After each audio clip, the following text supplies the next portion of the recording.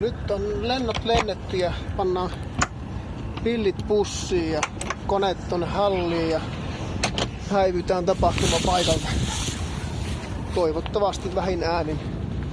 Tosi joku tullipaperi puuttuu, että tuleeko siitä nyt sitten joku sanominen tää ongelma, mutta ainahan tulee sanomista ja ongelmia, että siinä mielessä ei mitään uutta. Täältä otetaan akku irti, pimpeli pompeli ja todetaan, että kone jäi ehjäksi.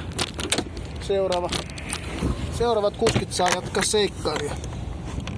Minun osalta bisnesilmailu lienee päättynyt ja itkun sekaisin tuntein siirryn tästä. En tiedä.